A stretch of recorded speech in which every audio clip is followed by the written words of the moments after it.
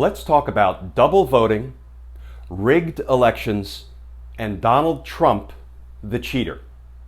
Because justice matters.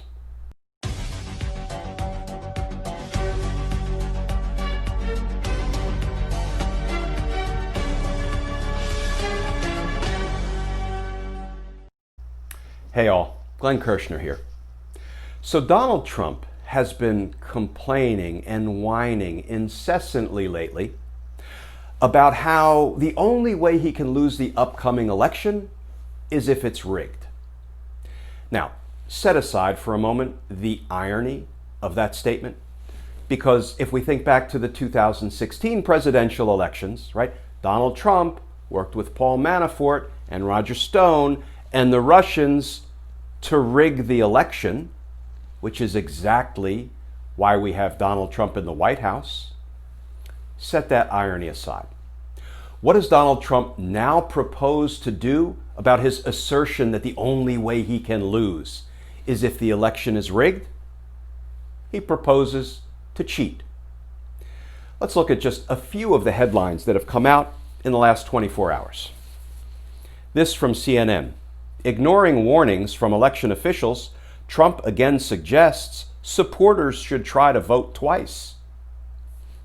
This from the LA Times. Trump doubles down on urging his supporters to vote twice. And this from CBS News. Now, remember a day or two ago, Wolf Blitzer from CNN was interviewing Attorney General Bill Barr? And he said, well, Mr. Attorney General, you know that it's illegal for one person to vote twice in the same election. And what did Bill Barr say?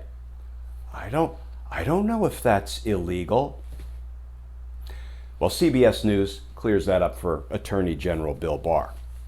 Trump suggests supporters illegally vote twice to test mail-in voting.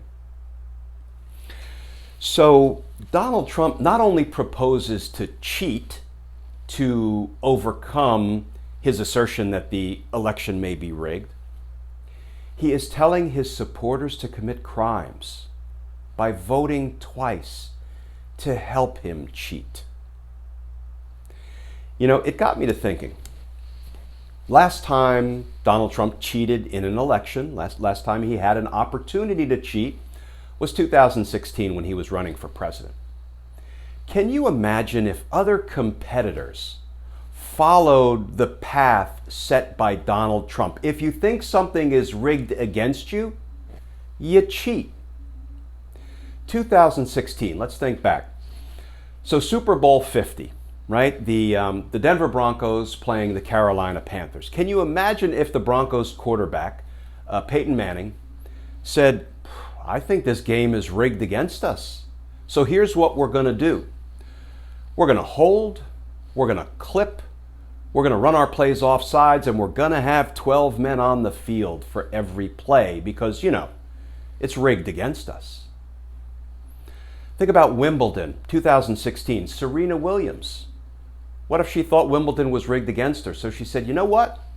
I'm going to take 3 serves for my opponent's 2 serves because, you know, I think Wimbledon is rigged against me. How about the 2016 Summer Olympics, right? Usain Bolt, one of the all-time great sprinters. Imagine if Usain Bolt said, boy, I think the 100-meter dash is rigged against me. So what I'm going to do is I'm going to take a 10-meter head start over the rest of the field because, you know, it's rigged against me. Well, that's not what those competitors did. That's not what Peyton Manning or Serena Williams or Usain Bolt did. What they did is they worked and they played by the rules and they succeeded. They excelled. They won, and they won fairly. They didn't claim everything was rigged against them, so therefore I get to cheat. But that's Donald Trump's claim. I can only lose the election if it's rigged against me, therefore I will cheat. And folks, this is not coming from anonymous sources.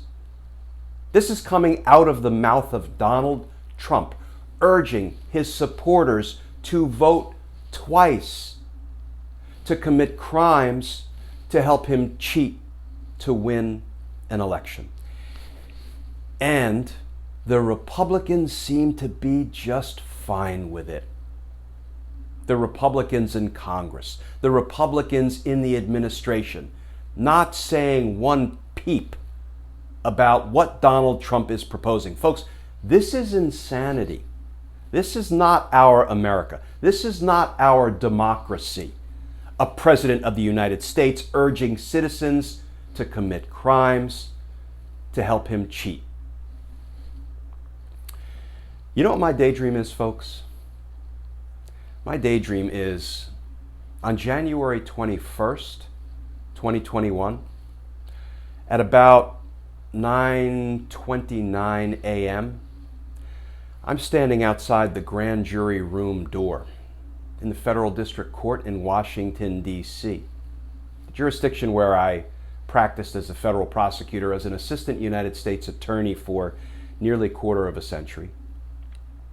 And I was waiting for the grand jurors to assemble. I was waiting for a quorum of grand jurors to arrive. In the grand jury, you need 16 grand jurors to begin presenting evidence. We usually have about between 16 and 22 or 24 grand jurors, but you have to have a quorum. You have to have 16 grand jurors before you can begin presenting evidence. And once those 16 grand jurors arrived and we had a quorum, I got to begin presenting evidence of Donald Trump's crimes and the crimes of his family members and his cabinet members, the crimes of those in Congress who are co-defendants, who are accessories, who are aiding and abetting Donald Trump's crimes. And I get to present that evidence fully and fairly and apolitically, presenting both the incriminating evidence and the exculpatory evidence, because by our Department of Justice rules, we are required to present any evidence that cuts against the guilt of the target we're investigating. We give it all to the grand jury. And then at the end of that presentation, and it will be some presentation. Yeah, and yes, it's going to take a minute, as we say in DC.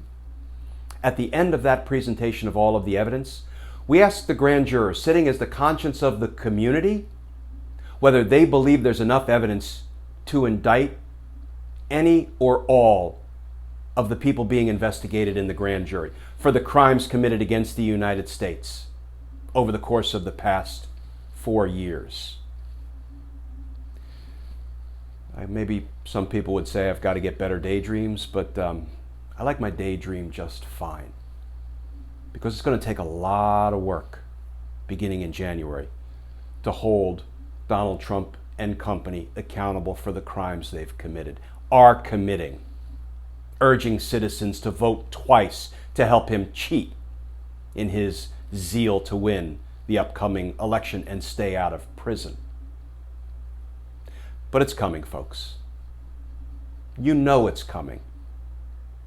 Justice is coming. And justice matters.